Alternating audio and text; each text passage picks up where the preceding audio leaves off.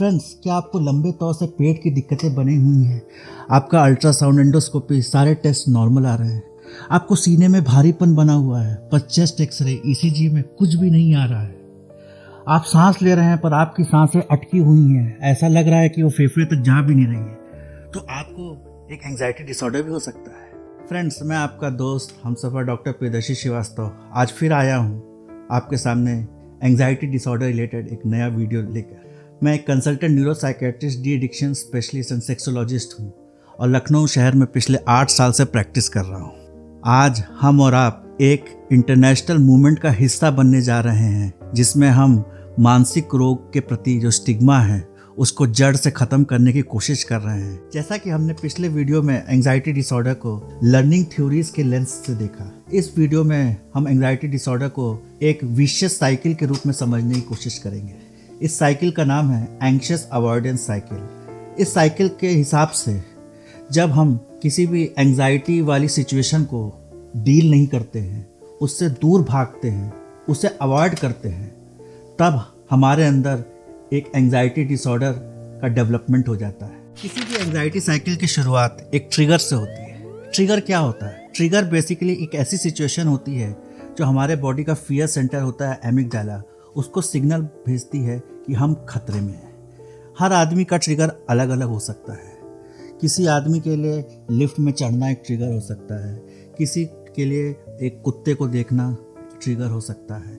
तो trigger basically हमारी body को सिग्नल दे रहा है कि हम खतरे में हैं। तो जैसे ही ये ट्रिगर हमारी बॉडी में एक्टिवेट होता है, ये हमारे अंदर एड्रेनलिन रश या स्ट्रेस रिस्पॉन्स जनरेट करता है। तो इसमें हमारे दिल की धड़कन बढ़ जाती है, हाथ पैर कांपने लगते हैं, हमारी मसल टेंस हो जाती है, हमारा मुंह सूखने लगता है, हमारे हाथ पैर में कंपन हो जाती है। मतलब हमारी बॉडी लड़ने के लिए या भागने के लिए बिल्कुल तैयार हो जाती है। जिन लोगों में एंजाइटी डिसऑर्डर डेवलप होने के चांसेस होते हैं, वो हाईली सेंसिटिव होते हैं स्ट्रेस रिस्पॉन्स। उनके अंदर ऑटोमेटिकली बुरे विचार आने लगते हैं, वो होपलेस सा, हेल्पलेस सा फील करने लगते हैं। ये सारे थॉट्स अनकॉन्शियसली, ऑटोमेटिकली उनके जहन में आने लगते हैं और वो जितना भी इन विचारों को कंट्रोल करने की कोशिश करते हैं, वो इन्हें कंट्रोल नहीं कर पाते हैं, इसलिए वो बहुत असहाय सा महसूस करते हैं। अब हमारे अंदर स्ट्रेस रिस्पॉन्स जनरेट हुआ, जिसमें हमारे बॉडी में सिम्टम्स आने लगे एंजाइटी के। उसके बाद हमारे मन में बुरे ख्याल आने लगे। तो जब ये बुरे ख्याल हमारे मन में आते हैं तो हमारे बॉडी को संकेत भेजते हैं कि हम लोग सही में खतरे में हैं। तो ये जो फिजिकल सिम्टम्स हैं, जैसे हाथ पैर कांपना, दिल की धड़कन बढ़ना, सांस फूलना, चक्कर सा लगना, माइंड बहुत फास्ट काम करना, ये सारे सिम्टम्स को एक पॉजिटिव फीडबैक मिलता है और वो रीइंफोर्स हो जाते हैं। तो हमारे जो निगेटिव थॉट्स होते हैं वो बॉडी के फिजिकल सिम्टम्स को और भी बढ़ा देते हैं और वो अगेन निगेटिव थॉट्स को रीइंफोर्स करती हैं। इस तरह एक साइकिल बन जाती है। अब आपको एंजाइटी फील होगी, उलझन फील होगी, आपको लगेगा कि आपकी जान पे खतरा है। तो आप क्या करेंगे? ये आपकी बॉडीली फीलिंग है जो स्ट्रेस रिएक्शन डेवलप हुआ है। आप अपने आसपास देखेंगे कि ऐसा कुछ तो खतरे की बात नहीं है। अगर ऐसा कुछ खतरे की बात नहीं लगेगी आपको, तो आप उस सिचुएशन को फील करेंगे, थोड़ी देर गहरी सांस लेंगे, रिलैक्स करेंगे और फिर वो एंजाइटी अटैक अपने आप खत्म हो जाएगा। इसे कहते हैं हैबिचुएशन यानी सेफ्टी लर्निंग। जब हम किसी भी एंजाइटी इंड्यूसिंग परिस्थिति यानी कष्टदायी परिस्थिति से भागते हैं, अपने आप को उससे दूर करते हैं, तो हमें इंस्टेंट रिलीफ मिलता है, तुरंत ही आराम मिल जाता है, सुकून मिल जाता है, जान बची।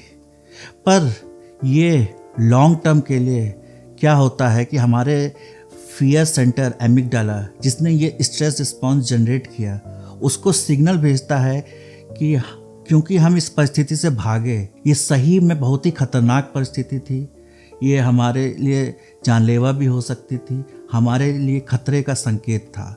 तो ये हमारे अंदर फियर, उस सिचुएशन के प्रति, जिस सिचुएशन में स्ट्रेस रिस्पॉन्स जनरेट हुआ है, उसके प्रति फियर जनरेट कर देता है, जिसे हम थ्रेट लर्निंग भी कह सकते हैं। हमने स्ट्रेस रिस्पॉन्स के जो सिम्टम्स देखे हैं, जैसे दिल की धड़कन बढ़ना, सांस फूलना, हाथ पैर कांपना, ये तो कभी भी हो सकता है।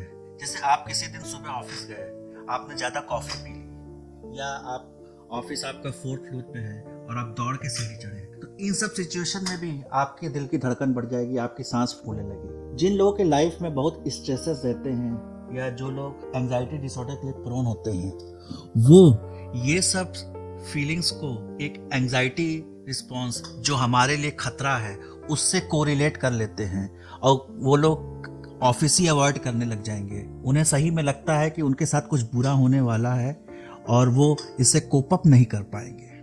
जब एक एंजाइटी की सिचुएशन आती है और हम उसे अवॉइड कर लेते हैं तो हमारा जो एमिगडाला होता है, जो फियर सेंटर होता है, उसकी खास बात ये होती है कि वो जो इमोशनली चार्ज्ड मेमोरीज होती हैं उन मेमोरीज को बहुत ही सहेज के रखता है, अच्छी तरह से उसे इनकोड कर लेता है, हमारे हार्ड डिस्क पे सेव हो जाती है कि इवोल्यूशनरी एस्पेक्ट से कि अगली बार अगर वैसी स्ट्रेसफुल सिचुएशन आएगी तो हम उससे कैसे डील करेंगे। और जो लोग को एंजाइटी डिसऑर्डर डेवलप करना होता है उनके अंदर एक डर सा बैठ जाता है कि ये दुनिया अनप्रेडिक्टेबल है, खतरनाक भी हो सकती है, अनकंट्रोलेबल भी हो सकती है और हमारे आसपास कहीं भी खतरा हो सकता है। फ्रेंड्स, जो लोग नियमित रूप से एंजाइटी को फेस करते हैं, अपने आसपास चारों तरफ एंजाइटी फील करते हैं, धीरे धीरे क्या होता है कि उनका जो नर्वस सिस्टम होता है वो हाईली सेंसिटाइज हो जाता है। तो इससे आप देखेंगे कि सिंपैथेटिक हाइपर एक्टिविटी के कारण उनका ब्लड प्रेशर बढ़ा रहेगा, उनका हार्ट रेट बढ़ा रहेगा, उनका माइंड हमेशा थॉट्स से गुजरता रहता है और वो चारों तरफ स्कैन करता रहता है कि कहीं उसके आसपास कोई खतरा तो नहीं है। वो लोग बहुत ही सेंसिटाइज हो जाते हैं, ऐसा लगता है मानो वो लोग हमेशा युद्ध के लिए तैयार हैं। अब क्योंकि आपका sympathetic nervous system hyper active है तो पहले जिस अलार्म रिएक्शन को ट्रिगर करने के लिए मशाल की ज़रूरत होती थी, अब वो छोटी सी दिया स्लाइस से ही ट्रिगर हो जाएगा। जो अलार्म रिएक्शन पहले सांप को देखने से होता था वो अब हल्की सी रस्सी को देख के ही ट्रिगर हो जाता है। तो हमारा जो थ्रेशोल्ड होता है एंजाइटी डेवलप करने का वो बहुत ही लो हो जाता है और हमें छोटी छोटी बात पे एंजाइटी डेवलप होने लगती है। तो अभी तक हमने विशियस साइकिल ऑफ एंजाइटी के बारे में पढ़ा। इस साइकिल को तोड़ना कैसे है? इस साइकिल को तोड़ने के लिए कुछ हमारी सोच में बदलाव हमें लाने पड़ेंगे। पहली बदलाव तो हमें ये लाना पड़ेगा कि ये स्ट्रेस रिएक्शन, हर एक स्ट्रेस रिएक्शन जरूरी नहीं वो खतरे का सूचक हो, किसी अन्य कारणों से भी स्ट्रेस रिएक्शन जनरेट हो सकता है। तो हमें इस स्ट्रेस रिएक्शन से डरना नहीं है। अगर एक स्ट्रेस रिस्पॉन्स हमारे अंदर जनरेट हुआ है वो कुछ मिनट तक चलेगा और वो अपने आप ही कम हो जाएगा। अगर हम उतनी देर तक उस स्ट्रेस रिस्पॉन्स को टॉलरेट कर सके, उसका निर्भीक होकर सामना कर सके, उसको इम्ब्रेस कर सके, उससे भागे ना, तो हमारे ब्रेन को सिग्नल जाएगा कि हम इस स्ट्रेस रिस्पॉन्स से डरते नहीं हैं और हमारे अंदर फियर इनकोडिंग नहीं होगी। अगली बार जब ये स्ट्रेस रिस्पॉन्स आएगा या रिएक्शन हमारे अंदर आएगा और हम नहीं डरेंगे तो धीरे धीरे परत बाय परत ये स्ट्रेस रिस्पॉन्स कम होता जाएगा। तो हमें इस स्ट्रेस रिस्पॉन्स के प्रति अपना एटीट्यूड होता है जो हमारा निगेटिव एटीट्यूड है, हम इसे खतरे की तरह लेते हैं, थ्रेट की तरह लेते हैं। हमें इसे अपॉर्चुनिटी की तरह लेना चाहिए और इसको बिल्कुल नॉन जजमेंटल होके गले लगा लेना चाहिए, फील करना चाहिए, इसको एनालाइज करना चाहिए कि क्या ये सच्ची में बहुत ही खतरनाक सिचुएशन है, जो हमारा डर है क्या वो वाकई में इतना खतरनाक है। खाली यही तरीका है जिससे हम इस विशियस साइकिल जो ट्रिगर, अलार्म, अवॉइडेंस, उसके बाद hyper arousal of the sympathetic nervous system, उसके बाद अगेन ट्रिगर, फिर अलार्म, ये जो विशियस साइकिल एंजाइटी की होती है, इस साइकिल को ब्रेक करने के लिए यही बेस्ट तरीका है। फ्रेंड्स, आज हमने जो विशियस साइकिल ऑफ एंजाइटी के बारे में डिस्कस किया वो बहुत से डिसऑर्डर्स में पाया जाता है, जैसे फोबिया। फोबिया में हमें फियर रहता है एक पर्टिकुलर चीज का और वो इरेशनल और एक्सेसिव फियर रहता है। पोस्ट ट्रॉमेटिक स्ट्रेस डिसऑर्डर, वो फियर होता है बुरी मेमोरीज का। Obsessive compulsive disorder, basically OCD जिसे हम कहते हैं, वो हमारे बुरे थॉट्स का फोबिया होता है जिसे हम हमेशा अवॉइड करते हैं। इसी तरह social anxiety disorder is basically fear of society, लोगों के सामने आने का फियर। और उसके बाद हम लोग जनरलाइज एंजाइटी डिसऑर्डर जिसे कहते हैं, वो अनसर्टेनिटी का फियर है। तो इन सारे डिसऑर्डर्स में बेसिकली जो हमारी स्ट्रेस इंड्यूसिंग सिचुएशन है, जो हमारे अंदर एंजाइटी क्रिएट कर रही है, हम उस सिचुएशंस को अवॉइड करते हैं, उसको टॉलरेट नहीं कर पाते हैं। और सिंस हम उसे टॉलरेट नहीं कर पाते हैं, वो हमारे नर्वस सिस्टम को, हमारे फियर सेंटर एमिगडाला को हाईली सेंसिटाइज कर देती है और हमारे अंदर एंजाइटी डिसऑर्डर का जन्म हो जाता है। इन सारे डिसऑर्डर्स में इसी एंजाइटी की विशियस साइकिल बन जाती है और इनका ट्रीटमेंट होता है systemic exposure and desensitisation. Basically लोग जिस चीज़ से डरते हैं, हम लोग उन्हें धीरे धीरे धीरे धीरे उस चीज़ को एक्सपोज करते हैं और इस एक्सपोजर को फील करने कहते हैं, इसे एम्ब्रेस करने कहते हैं और इसी से उनका नर्वस सिस्टम डिसेंसिटाइज हो जाता है।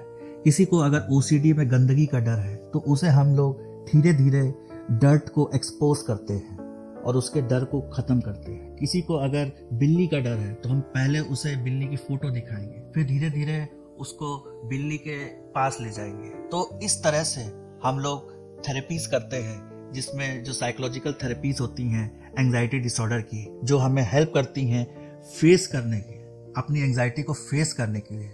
उससे मुंह चुरा के भागना नहीं है, क्योंकि आप जितना दूर उस चीज़ से भागेंगे उतना ही विकराल रूप वो लेती जाएगी और वो आपकी ज़िंदगी में तांडव मचा देगी। फ्रेंड्स, आज नए साल में नए वीडियो में हमसे मिलने के लिए धन्यवाद। आज हमने एंजाइटी डिसऑर्डर को एक नए तरीके से देखा। हमने जाना कि इसकी साइकिल कैसे एक एंजाइटी इंड्यूसिंग स्टिमुलस यानी ट्रिगर से प्रेसिपिटेट होती है और कैसे हमारा बिहेवियर इस साइकिल को कंटिन्यूसली पेट्रोल देता रहता है, जिससे हमारे अंदर एंजाइटी डिसऑर्डर का डेवलपमेंट हो जाता है।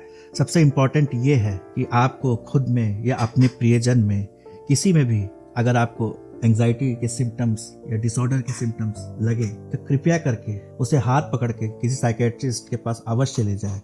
इससे आप उसकी ज़िंदगी को नए आयाम दे सकते हैं। जिंदगी की राहों पर हर कदम पर रोशनी हो, मुश्किलें आएंगी भी फिर जाएंगी भी, पर हिम्मत कभी नहीं हारना।